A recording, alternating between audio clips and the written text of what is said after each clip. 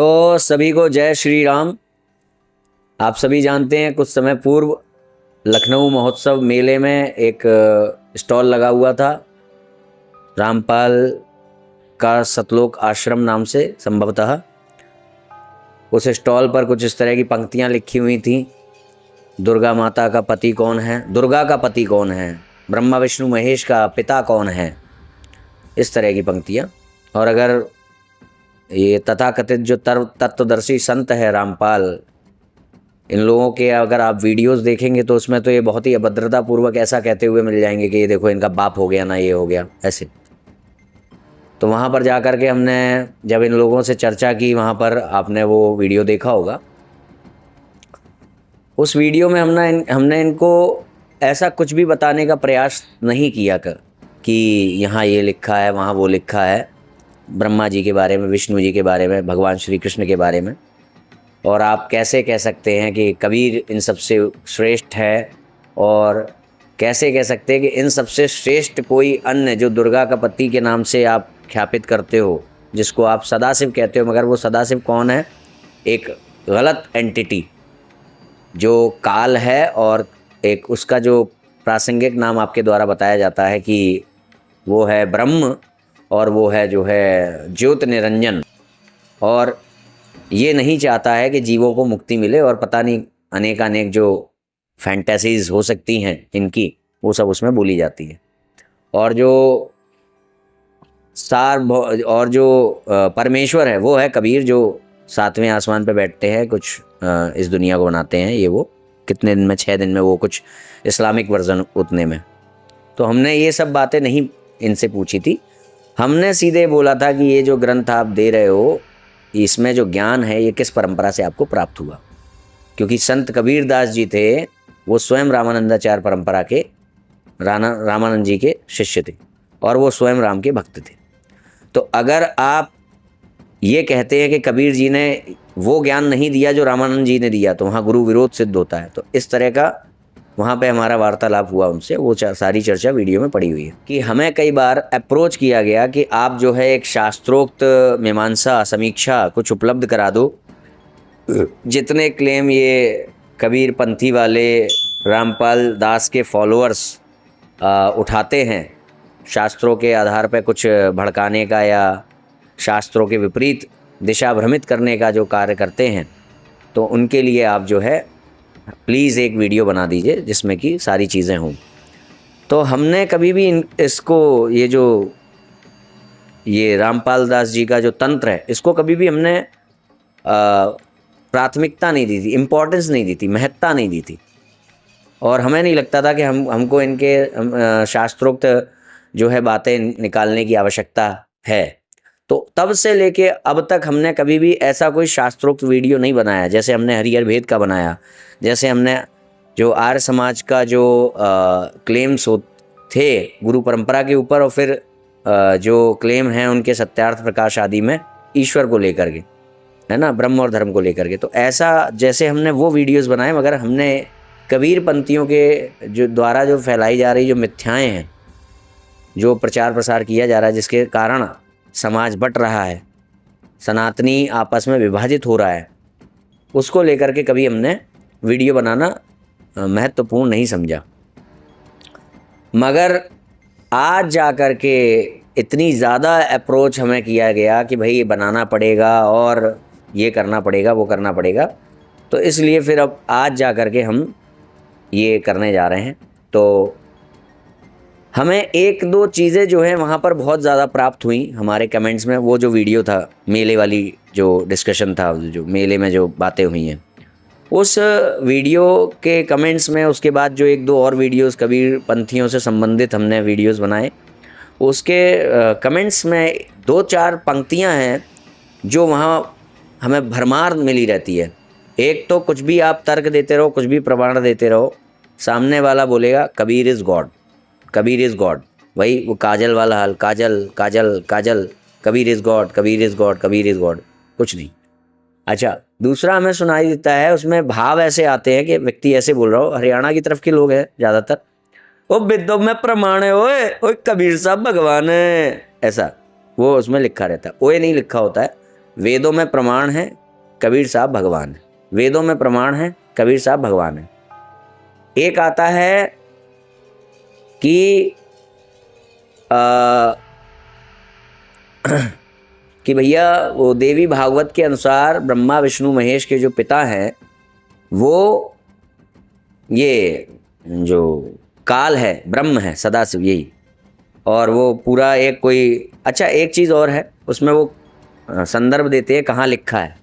तो एक चीज़ और मैंने देखी कि इतना बड़ा तंत्र है, मगर जो ग्रंथ गीता प्रेस वाले नहीं छापते हैं श्लोक के साथ, श्लोकार्थ सहित नहीं छापते हैं। वो कुछ ग्रंथ ऐसा होता है जो संक्षिप्त में छाप देते हैं, जैसे कि देवी भागवत, अब शायद आ गया हो तो बात अलग है, मगर उन्होंने जब तक छापा था तो उन्होंने संक्षिप्त में छाप दिया था। मतलब उन्होंने श्लोक ये उसकी हिंदी, श्लोक ये उसकी हिंदी, ऐसे नहीं छापा था। तो ये लोग जो प्रमाण देते हैं वो गीता प्रेस के छापे हुए ग्रंथ के ही आधार पर देते हैं, मतलब ये उस पर आश्रित हैं। गीता प्रेस ने अगर संक्षिप्त करके छापा है तो ये श्लोक क्रमांक को जानने के लिए चौखंबा आदि से ग्रंथ लेने का भी प्रयास नहीं करेंगे। वो भी इतना बड़ा तंत्र है जहाँ संसाधनों की कोई कमी नहीं है, मगर फिर भी इनके द्वारा जो प्रमाण दिए जाएंगे अगर देवी भागवत के, तो उसमें पृष्ठ संख्या मिली होगी, श्लोक संख्या नहीं लिखी होगी, पृष्ठ संख्या। यहाँ तक कि रामपाल दास का भी कोई वीडियो होगा और उसमें देवी भागवत इत्यादि की बात हो रही होगी, तो उसमें वो पृष्ठ संख्या बोलेगा। तो ये एक बड़ी सोचने वाली बात है। यदि ये प्रामाणिक तथ्यों की बात कर रहे हैं तो ये पृष्ठ संख्या पे बात क्यों कर रहे हैं भाई? अरे श्लोक संख्या क्यों नहीं बता पा रहे आप? अरे भाई पृष्ठ संख्या तो केवल एक गीता प्रेस के हिसाब से है ना। वो जो ग्रंथ है उसकी पहचान केवल ये नहीं है कि वो गीता प्रेस से छापा जाता है, वो चौखंबा से भी छापा जाता है, बनारस से भी छापा जाता है, हरिद्वार से भी छापा जाता है, बम्बई पब्लिकेशन से भी छापा जाता है। आप लोग अपने ज्ञान के लिए गीता प्रेस पर आश्रित हैं, निर्भर हैं, ये उससे पता लगता है जब आप पृष्ठ संख्या का उपयोग करते हो श्लोक क्रमांक की बजाय। खैर मैं पृष्ठ संख्या का उपयोग नहीं करूँगा, भगवत कृपा से, गुरु गोविंदो ग्रंथ की कृपा से मैं श्लोक क्रमांक का उपयोग करूँगा। ठीक। अब जो इनके द्वारा फैलाई जाने वाली मोटी मोटी मिथ्याएं हैं, जो भी बातें हमें विभाजित कर रही हैं, हमारे सनातनी भाइयों को सनातनी ग्रंथों के आधार पर गलत बातें बता करके हमसे ही दूर ले जाने वाली बातें कर रही हैं, हम उन मिथ्याओं पर प्रश्न करेंगे। तो सबसे पहले इनकी द्वारा एक फैलाई गई मिथ्या है कि ईश्वर साकार ही है, वो निर्गुण निराकार नहीं है, केवल साकार है। कहीं एक जगह बैठ करके वो दुनिया को, संसार का निर्माण करता है और उसकी शक्ति सर्वत्र व्याप्त है, परंतु वो सर्वत्र व्याप्त नहीं है। तो अब सबसे पहले हम इसमें प्रमाण देंगे बृहदारण्यक उपनिषद 2:3-1। ईश्वर दोनों ही रूपों में विद्यमान है। निराकार ब्रह्म के रूप में वो व्यक्तिगत ईश्वर के रूप में भी है और साकार ब्रह्म, निराकार ब्रह्म के रूप में भी है और व्यक्तिगत ईश्वर के रूप में भी है। ये भी गीता प्रेस से ही छापे गए हैं, देख लेना, है ना। वेदों में प्रमाण है, कबीर साहब का कोई और भगवान है ना। निराकार ईश्वर की व्याख्या और कहाँ है? तो अब हमने ये जान लिया कि ईश्वर के दोनों रूप है, भगवान साकार भी है, निराकार भी है, सिंपल। तो निराकार ईश्वर की व्याख्या यजुर्वेद 32:2, यजुर्वेद 40, ईश्वर को ना ऊपर से, ना मध्य से, ना विस्तार से कोई जान सकता है। परमात्मा काया रहित है, व्रण और नस नाड़ी के बंधनों से रहित है, अतः पाप से विद्ध नहीं है। वह जो जानने में ना आने वाला है, गोत्र रंग आदि से दोष रहित, पकड़ने में ना आने वाला है। वह जो नित्य है, सभी प्रकार की कर्म ज्ञान इंद्रियों से भी रहित है, सर्वव्यापक है, सब में फैला हुआ है, अत्यंत सूक्ष्म और अविनाशी ब्रह्म पर ब्रह्म है। मांडुक्योपनिषद 1:1-6। निश्चय ही दिव्य पूर्ण पुरुष समस्त जगत के बाहर और भीतर भी व्याप्त है, जन्म आदि विकारों से अतीत, प्राण रहित, मन रहित होने के कारण सर्वथा विशुद्ध है। मांडुक्योपनिषद। और एक बड़ा सा दे देते हैं 6:47-18 ऋग्वेद। परमात्मा अपनी माया द्वारा अनेक रूप बनाकर विचरता है। अब तो इतने सारे जो प्रमाण हैं, इसके अलावा भी निराकार रूप के लिए अनेकानेक प्रमाण हैं, भरे पड़े हैं। साकार के भी भरे पड़े हैं, निराकार के भी भरे पड़े हैं। तो साकार तो आप मान ही रहे हो, तो साकार के प्रमाण देने की आवश्यकता नहीं है, फिर भी वो प्रसंगवश आ ही जाएंगे प्रमाण वो भी। तो अब आगे अगर चलें तो मांडुक्योपनिषद में 7 में कहा गया है ईश्वर व्यवहार में नहीं आ सकता। क्या कहा गया है? ईश्वर व्यवहार में नहीं आ सकता। व्यवहार मतलब आप उसके लिए अगर कुछ कर पा रहे हो, उसको समझ पा रहे हो, कुछ उससे प्रार्थना कर पा रहे हो, तो ये ईश्वर का वो रूप नहीं है। तो ईश्वर के 2 रूप है, एक व्यवहार में आ सकने वाला, एक व्यवहार में ना आ सकने वाला। ये कहाँ लिखा है? मांडुक्योपनिषद।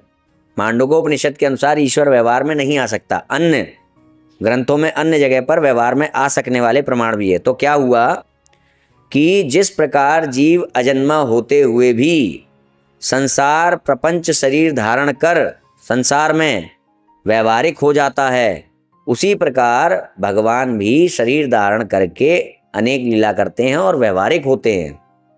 ठीक है। अब ये ऋग्वेद में भी है कि कैसे भगवान सगुण साकार कैसे होते हैं। परमात्मा अपनी माया द्वारा अनेक रूप बनाकर विचरता है। ऋग्वेद 6:47-18। सर्वपालक सर्वेश्वर गर्भ के मध्य में विचरण करता है। यद्यपि वह अजन्मा है, फिर भी विविध रूपों में उत्पन्न होता है। यजुर्वेद 31:19। परमात्मा बार बार मत्स्य कूर्म आदि नाना रूप बनाता है। ऋग्वेद 3:53-8। अब बृहदारण्यक उपनिषद 2:5 दूसरे अध्याय के 5वें पार्ट में ये है। इसमें क्या बताया गया है कि ऋग्वेद में भी वही है और बृहदारण्यक उपनिषद दूसरे अध्याय के 5वें भाग में भी यही है कि परमात्मा अपनी माया के कारण, इंद्रो माया भी माया के आधार पर अनेकानेक रूप बनाते हैं। मत्स्य कूर्म आदि नाना प्रकार के रूप बनाता है। तो हमने यहाँ तक ये सिद्ध कर लिया कि भैया शास्त्रों के अनुसार और तर्क के अनुसार भी भगवान साकार और निराकार दोनों रूपों में विद्यमान है। पहली बात तो ये है कि ईश्वर वही है जिसके ऊपर कोई नियम लागू नहीं हो सकता। ईश्वर कौन है? सत्यम ज्ञानम अनंतम ब्रह्म। अगर उसके ऊपर कोई भी नियम लागू हो रहा है तो जिसके बारे में बात हो रही है वो ईश्वर नहीं है। तो अगर नियम लागू हो रहा है कि वो निराकार नहीं है तो वो ईश्वर नहीं है, और अगर नियम लागू हो रहा है कि वो साकार नहीं है तो भी वो ईश्वर नहीं है। अब इनके द्वारा दूसरी मिथ्या एक फैलाई जाती है कि परंपरा प्राप्त आचार्यों के अनुसार संसार के 1 से अधिक परमेश्वर हैं। ऐसा नहीं है। परंपरा प्राप्त आचार्यों के अनुसार, चाहे वो रामानुजाचार्य जी हो, चाहे वो निम्बार्काचार्य जी हो, चाहे वो शंकराचार्य जी हो, परमात्मा 1 से अधिक नहीं है। बस इतना है कि अगर रामानुजाचार्य जी का फॉलो करेंगे तो परमात्मा विष्णु रूप में है, निम्बार्काचार्य जी का फॉलो करेंगे तो विष्णु रूप में है, और अगर शंकराचार्य जी का फॉलो करेंगे तो एक ही परमात्मा 5 अलग अलग रूपों में है। ये भी शास्त्र सम्मत है। 5 अलग अलग रूपों में है, ब्रह्मा विष्णु महेश भगवती और गणेश। यही 5 रूप संसार में बार बार अवतरित होते हैं रामकृष्ण आदि के रूप में। कल्प भेद से अथवा जो है अनन्यता की रक्षा करने के लिए, कल्प भेद मतलब सृष्टि की रचना एक बार नहीं हुई है, कई बार हो चुकी है। तो किसी सृष्टि की रचना को जब किसी पुराण में सार गर्भित किया गया, लिखा गया, नोट डाउन किया गया, तो उसमें क्या किया गया? उसमें जो है विष्णु नाम से उस परम तत्व की व्याख्या कर दी जिसने जो है सृष्टि की रचना की। और किसी शास्त्र में शिव नाम से परम तत्व की बात कह दी। किसी शास्त्र में भगवती नाम से परम तत्व की बात कही।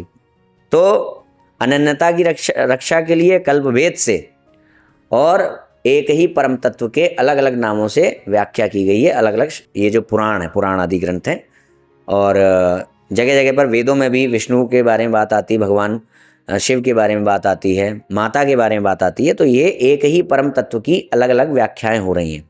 जब वो ऐसे दिख रहे हैं तो उनको उस नाम से कहा गया, जब वो ऐसे दिख रहे हैं तो उनको उस नाम से कहा गया। जैसे एक जगह माँ भगवती की रात्रि के नाम से भी रात्रि सूक्त है, उसमें भी व्याख्या हो रही है माँ भगवती की। तो इसको प्रमाणों से देख लेते हैं। विद्यों में प्रमाण देख लेते हैं। तो ईश्वर एक है, ये कहाँ से पता लगता है? आचार्यों के द्वारा प्राप्त जो ज्ञान है वो क्या है? अथर्ववेद 10:26 438, ऋग्वेद 1:164 46, कठोपनिषद 2:2 9-10। इसमें इनको आप पढ़ेंगे, ईश्वर एक है पता लग जाएगा। और भी जगह हैं।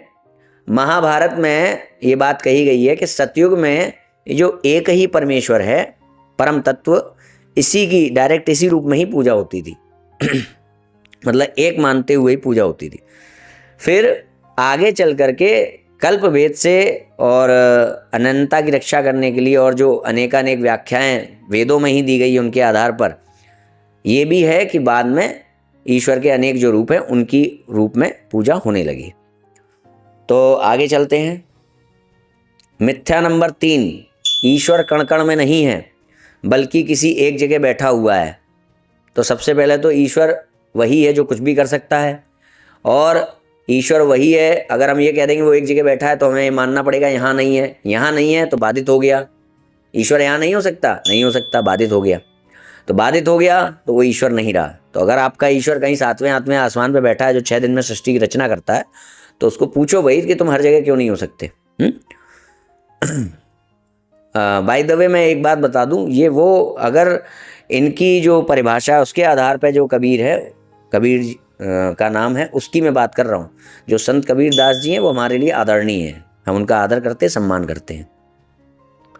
अच्छा, अब बात आती है कि ईश्वर की सर्वव्यापकता के संबंध में प्रमाण ले लीजिए।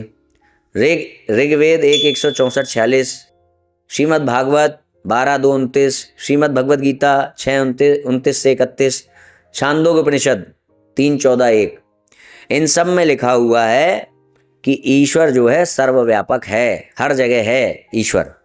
अब एक चीज़ जानने लायक है कि यदि हम ये माने कि ईश्वर एक जगह बैठा हुआ है और वो सर्वत्र समान रूप से नहीं है, तो हमें ये मानना पड़ेगा कि ईश्वर का कंट्रोल वहाँ पर नहीं है, क्योंकि ईश्वर तो वहाँ पर है नहीं। तो ऐसे में कहना होगा ईश्वर नहीं, उसकी शक्ति वहाँ पर है।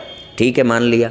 अगर हमने ये मान लिया कि ईश्वर नहीं, उसकी शक्ति वहाँ पर है, तो हमें ये मानना होगा कि ईश्वर में और उसकी शक्ति में थोड़ा सा तो डिफरेंस है, तभी तो उसको अलग कहा जा रहा है। क्वालिटीज़ में कहीं ना कहीं तो डाउन मारेगी ना शक्ति।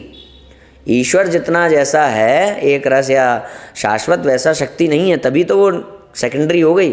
तो ईश्वर की जब शक्ति ईश्वर नहीं है तो उसमें कोई ना कोई कमी आई, तो फिर हमें ये मानना पड़ेगा कि जितना कंट्रोल ईश्वर जहाँ बैठा है वहाँ पर है ईश्वर का संसार में, उतना कंट्रोल ईश्वर का वहाँ नहीं है जहाँ वो स्वयं नहीं है, उसकी शक्ति है। तो फिर वही बात हो गई, बाधित हो गया ईश्वर। ईश्वर समान रूप से सर्वव्यापक नहीं है। अगर वो एक जगह बैठा है और उसकी शक्ति, आपको मानना होगा ईश्वर ही सर्वत्र व्याप्त है अपनी शक्ति के रूप में। ठीक है, तो तर्क भी हो गया, प्रमाण भी हो गया। आगे चलते हैं।